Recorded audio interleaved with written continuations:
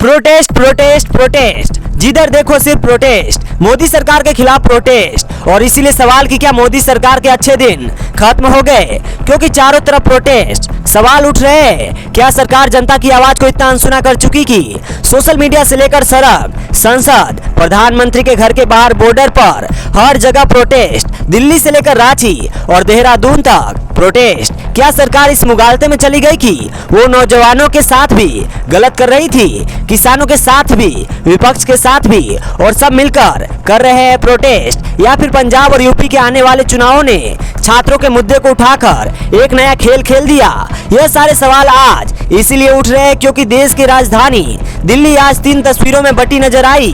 3 तस्वीर, 3 कहानियां, लेकिन एक ही कहानी के 3 कोने।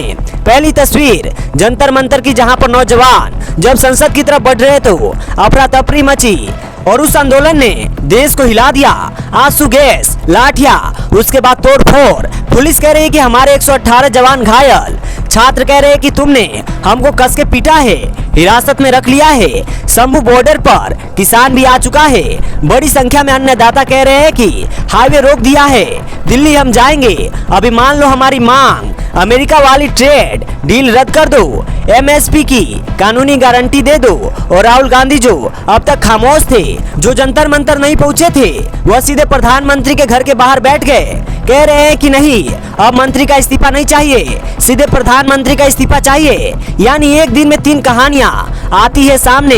एक छात्रों की जिन्हें पेपर लीक का डर है और जो धर्मेंद्र प्रधान का इस्तीफा चाहते हैं। दूसरा किसान जिसको डर है कि उसकी खेती की डील कर दी जाएगी। और तीसरा राहुल गांधी और विपक्ष जो इन सब के बीच मौका देख रहा है। अपॉर्चुनिटी और अपॉर्चुनिटी जो सरकार ने अपनी चुप्पी से इन सब के सामने खड़ी की। सरकार इन सब के बीच कह रही है कि हमने बैरिकेड सुरक्षा को लगाया है, लेकिन अब लोगों के मन में सवाल आ रहा है कि बैरिकेड भी रोक सकते हैं। सवाल नहीं, और सवाल तो है। सवाल है कि अगर 2-2 बार धर्मेंद्र प्रधान गलत हो गए तो फिर इस्तीफा क्यों नहीं हुआ? अगर सरकार मान रही है कि पेपर लीक के दोषियों पर एक्शन हुआ, तो फिर मंत्री साहब को अपने पद पर रहने क्या ये सही है? और अगर गलत था तो फिर बच्चे जब मांगने गए तो वह झड़प क्यों हुई? सवाल किसान भी पूछ रहा है कि मोदी जी हमारे साथ गलत तो नहीं होगा? सरकार के लोग कह रहे हैं महाराज अभी डीले पूरा नहीं हुआ है, गलत कहां से हो जाएगा? और इन सब के बीच में कॉमन जनता है जिसे यूपी और पंजाब का चुनाव दिखाई पड़ रहा है। यूपी और पंजाब, यूपी जहां बड़ी संख्या में छात्र आते हैं, पंजाब जहां पर किसानों की बड़ी ताकत है। और यहीं से सवाल है कि क्या अब जो कुछ हो रहा है यह सरकार की गलतियों का नतीजा है या सरकार की बेरुखी के बीच में विपक्ष को मिल गया एक बहुत बड़ा मौका है। नमस्कार, मैं हूं वीके सिंह और आज का वीडियो बहुत खास है क्योंकि आज जब हम परत दर परत यानी एक के बाद एक लेयर हटाएंगे तो आपको जंतर मंतर का सच दिखाई पड़ेगा, ट्रेड डील का किसानों पर असर दिखाई पड़ेगा। और फिर उसके बाद जो सियासी खेल हम आपको समझाएंगे वो आपके नजर और नजरिए को पूरा तरह बदल देगा। लेकिन इसकी शुरुआत करें इससे पहले हमारी आपसे गुजारिश है कि हमारे चैनल को आप सब्सक्राइब कर लीजिए। आप हमारे साथ जुड़ जाइए, आपका साथ हमारा हौसला अफजाई करता है। और ऐसे वक्त में जब सारे पत्रकार, जब सारे मीडिया, सारे लोग या तो इधर है या उधर है, आपकी हिम्मत की वजह से हम आपके साथ खड़े होकर सिर्फ आपके मुद्दे को उठाते हैं। इसलिए हमें आपकी साथ की जरूरत है। प्लीज व्हाट्सएप चैनल को भी सब्सक्राइब कर लीजिएगा।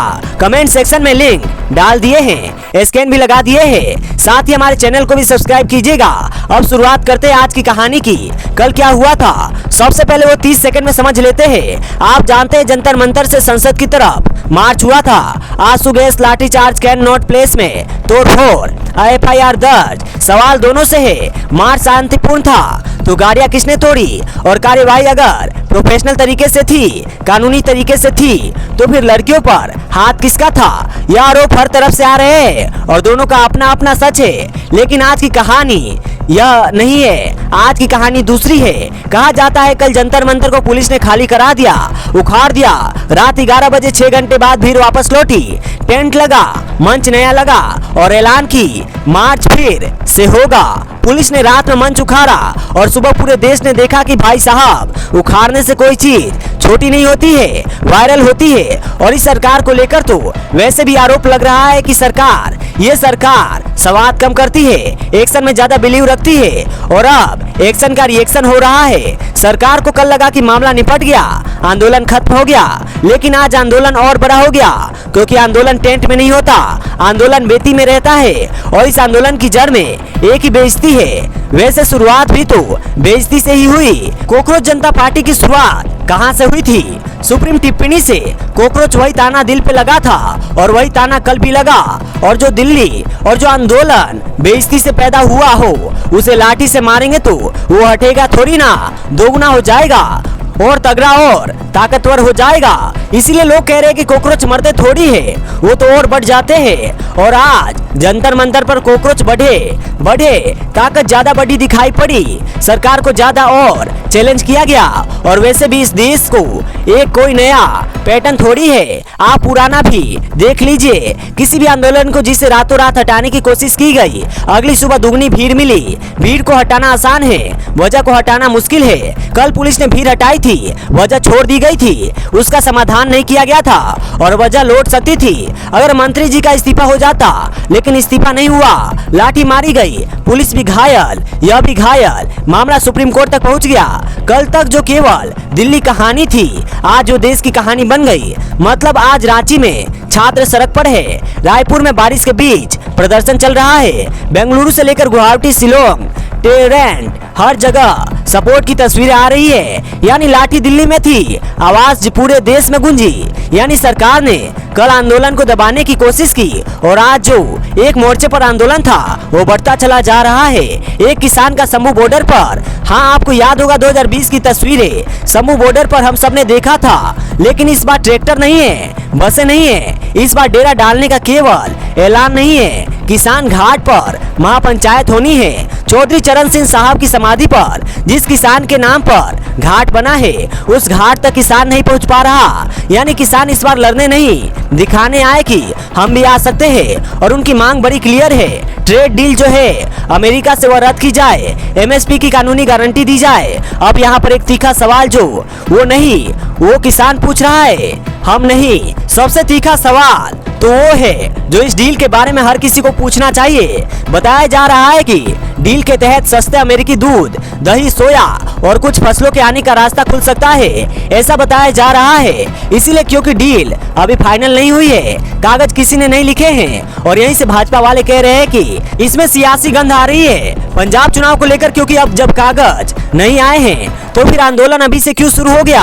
अब इसमें किसानों का जो वर्जन है वो अलग है। वो कह रहे कि भाई साहब, साइन हो चुकी डील के खिलाफ आंदोलन मातम होता है, लड़ाई नहीं। दबाव जो है वो सौदा होने से पहले काम करता है, बाद में नहीं। किसान 2020 में सीख चुका है कि कानून बनने के बाद वापस कराने के लिए 1 साल से ज्यादा सड़क पर बैठना पड़ता है। इसीलिए इस बार शायद वो कानून बनने से पहले ही खड़ा है। वो कहते हैं ना, दूध की जली बिल्ली छाछ भी फूक फूक कर पीती है। इस कहानी में इस तराजू का एक और पलड़ा भी है, क्योंकि एक सवाल शहर का मिडिल क्लास भी पूछ रहा है और इसे भी अनसुना करना बेईमानी है।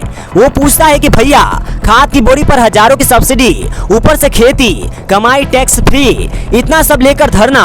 अब इन सब के अलग अलग बातें, अलग अलग आरोप है और इन तबके का भी आरोप है। फिर वही सब आरोप यह भी है कि आंदोलन का चेहरा तो 2 एकड़ वाला किसान होता है, पर अगली कतार में 100 एकड़ वाले बैठे होते हैं जो सब्सिडी का फायदा भी सबसे पहले उठाते हैं, खाद का स्टॉक भी पहले दबाते हैं और छोटे किसान को वही खाद बाद में महंगे दामों पर मिलती है। यानी शहर कहता है आंदोलन गरीब किसानों के नाम पर होता है, लेकिन फायदा अमीर किसानों को और हमारी थाली तक कीटनाशक कौन पहुंचा रहा है, वो बहस अलग चल रही है। अब सच क्या है? सच दोनों का थोड़ा थोड़ा है। यह सच है कि सब्सिडी और टैक्स छूट किसानों को मिलती है। यह भी सच है कि देश का 85% से अधिक किसान छोटा है, जिसके लिए वो सब्सिडी अयासी नहीं है, उसके जीने का सहारा है। यह सवाल जायज है कि बड़े किसान आंदोलन की मलाई खा जाते हैं और यह डर भी जायज है कि सस्ता अमेरिकी माल आया तो सबसे पहले वही 2 एकड़ वाला किसान बनेगा, बड़ी गाड़ी वाला नहीं। इसीलिए असली सवाल ना किसान से है, ना मिडिल क्लास से, असली सवाल सरकार से है, इस देश के गवर्नमेंट से है। और सवाल बड़ा सीधा है, अगर डील अच्छी है तो साहब छुपा क्यों रहे हो? अगर डील बुरी है तो कर क्यों रहे हो? कागज दिखा दो, डर अपने आप मर जाएगा। और अगर कागज दिखाने में डर लग रहा है तो फिर डर की वजह कागज में है, क्योंकि जब तक कागज छिपा है तब तक हर तरफ सिर्फ डर बिकेगा और डर से बड़ी कोई मंडी नहीं होती। पर कागज मांगने की लड़ाई अभी मंडी तक पहुंची भी नहीं थी कि तीसरी तस्वीर भी सामने आ गई। वो तस्वीर जिसको देखकर लोगों ने कहा, क्या कांग्रेस ने कॉकरोच जनता पार्टी के आंदोलन को डिकोड कर लिया है? हाँ, राहुल गांधी साहब ने आज कुछ ऐसा किया है जो उनकी राजनीति में कम दिखता है, जिस आंदोलन पर पूरा देश बात कर रहा है। अब तक राहुल गांधी इस आंदोलन में नहीं गए थे। क्यों नहीं गए थे? क्योंकि अभिजीत दीप के राहुल गांधी को नापसंद करते थे। राहुल गांधी के आंदोलनों का उन्होंने खूब मजाक उड़ाया था। अभिजीत का थोड़ा लिंक वो आम आदमी पार्टी से है। कई लोग यहाँ पर है जो आम आदमी पार्टी के क्लोज रहे हैं। ऐसे में राहुल गांधी और कांग्रेस ने इस आंदोलन से अपने आप को दूर रखा था, लंबे समय तक दूर रखा था। देश का सबसे बड़ा विपक्षी नेता देश के सबसे बड़े आंदोलन से दूर था। लेकिन अब खबर बदल गई है। सुबह राहुल गांधी घायलों से मिलते हुए इस मसले पर कि छात्रों के साथ मोदी सरकार ने बर्बरता की, और फिर दोपहर होते होते सीधे प्रधानमंत्री के घर के बाहर धरने पर बैठ जाते हैं, खड़गे के साथ, प्रियंका गांधी के साथ। और अब मांग होती है कि जंतर मंतर पर भले ही शिक्षा मंत्री का इस्तीफा मांगा जा रहा हो, हम प्रधानमंत्री और गृह मंत्री का इस्तीफा मांगते हैं। राहुल गांधी ने स्पष्ट किया है, जंतर मंतर का आंदोलन चलेगा, वो अपनी जगह पर है, लेकिन वो ये आंदोलन रखेंगे। उनको मनाने की कोशिशें चल रही है और आज दिल्ली के अंदर ही दो अलग अलग आंदोलन हो गए। एक दिन में एक मुद्दे पर दो विपक्ष और दो अलग अलग जगह। पहली नजर में लगेगा विपक्ष बिखरा हुआ है, लेकिन जैसा हमने बताया बिखरा नहीं है। सबको अपना अपना देखना है, क्योंकि सरकार ने तो मौका दे दिया है।